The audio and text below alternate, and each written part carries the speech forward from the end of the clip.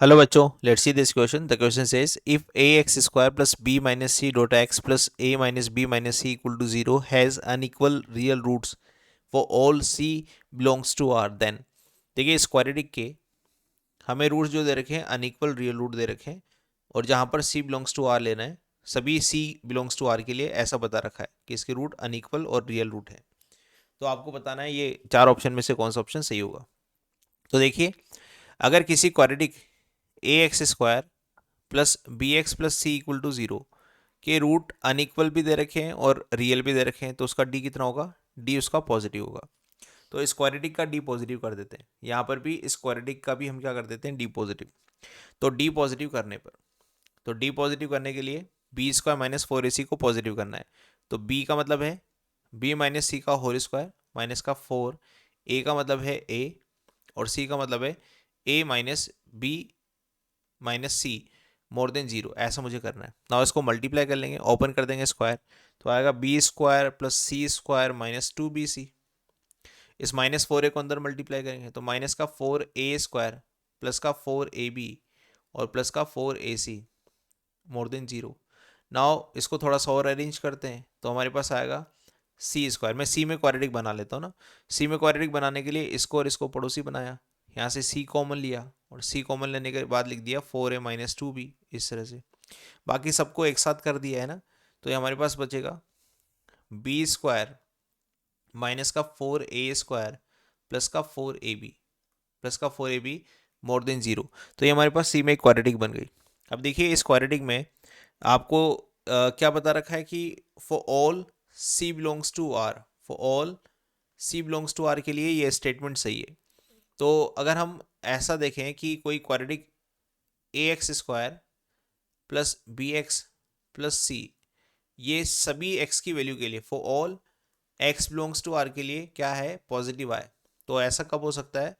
सभी एक्स की वैल्यू के लिए अगर कोई क्वाड्रेटिक एक्सप्रेशन हमेशा पॉजिटिव आंसर दे तो वो तभी हो सकता है जब उसका डी क्या हो? नेगेटिव हो. उसका डी क्या हो?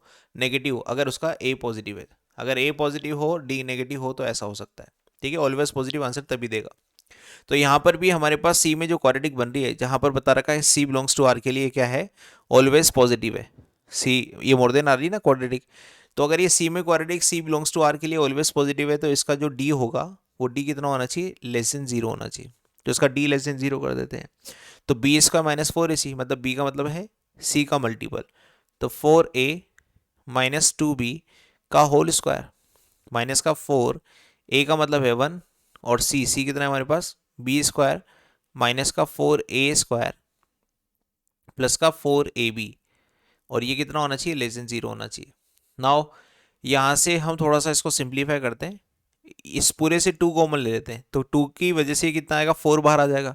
और फोर इन दोनों को कॉमन लेकर मैंने क्रॉस मल्टीप्लाई कर दिया है. तो यहाँ पर बचेगा आपके पास टू ए माइनस बी का होल स्क्वायर और minus of b square plus four A square और माइनस का फोर ए बी, और ये क्या आएगा? Less than zero. मैंने इस माइनस को अंदर मल्टीप्लाई कर दिया तो ये चीज़ें ऐसी हो गई, ये इनिक्वालिटी ऐसी हो गई ना. स्क्वायर ओपन कर देते हैं. स्क्वायर ओपन करने पर मिलेगा फोर ए square plus B square minus का फोर ए B minus B square plus का फोर ए स्क्वायर माइनस का four A B less than zero.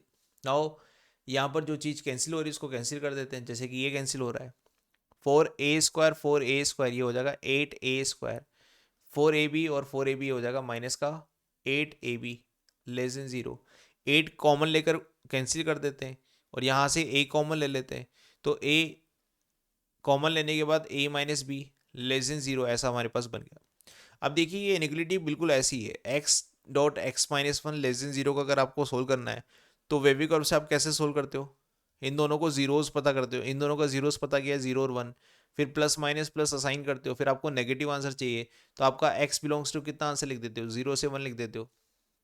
ठीक है, तो बिल्कुल आपको इसको भी ऐसे ही रेक करवाना है, इसको भी ऐसे ही रेक करना है. लेकिन यहाँ पर दो केस हमें कंसिडर करने पड़ेंगे. क्योंकि मुझे ए और बी के बारे में पता नहीं है ना.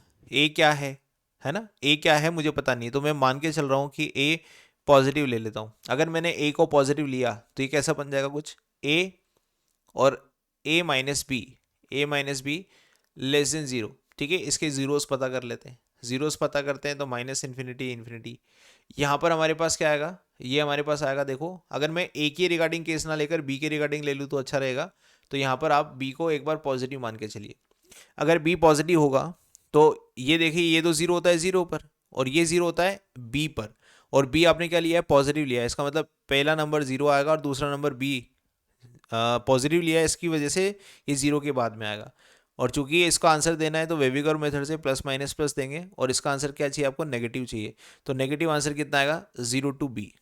इसका मतलब जो a बिलोंग्स टू आप लिखोगे वो क्या लिखोगे, 0 to b, या फिर आप ऐसे लिखोगे कि a की जो वैल्यू है वो 0 से b के बीच में लाई करती है।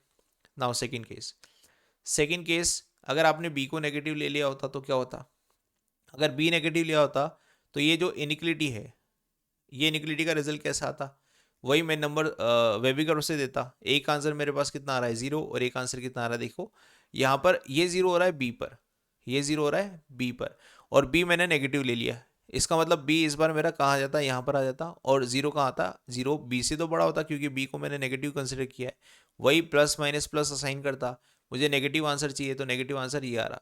इसका मतलब ए की जो वैल्यू है वो बी से तो बड़ी होगी और जीरो से छोटी होगी। कब, जब मैंने बी को नेगेटिव लिया है तो ऐसा आंसर आ जाएगा, और बी को मैंने पॉजिटिव लिया है तो ऐसा आंसर आ जाएगा। तो यहाँ पर हमारे पास फाइनल जो आंसर आ रहे हैं ए बी और में ए बी में रिलेशन जो आ रहे हैं वो इस तरह के आ रहे हैं। ठीक है, अब ये देख लेते हैं यहाँ पर। तो फर्स्ट ऑप्शन अगर मैं देखूँ तो ये तो दोनों अपोजिट साइड आ रहा है, तो ये तो नहीं हो सकता। सेकेंड ऑप्शन में ये भी हमारे पास अपोजिट साइड आ रहा है, ये भी नहीं हो सकता। थर्ड ऑप्शन देखिए, ये बोल रहा है जीरो से बी से बड़ा ए है और ए से बड़ा जीरो है, तो बिल्कुल ये रहा हमारा ऑप्शन, ये हमारे ऑप्शन से मैच कर गया, सी ऑप्शन हमारा सही हो गया। नाउ ये भी देख लेते हैं, हमारा बी सबसे बड़ा है, ए से भी बड़ा है, जीरो से भी बड़ा है, तो ऐसे ही हो रहा है, बी ए और जीरो में सीक्वेंस ही आ रहा है। इसका मतलब यहाँ पर C and D are correct answer हो जाएंगे। ठीक है, इस क्वेश्चन के फाइनल आंसर हो जाएंगे C and D. Hope you understand this, best of luck.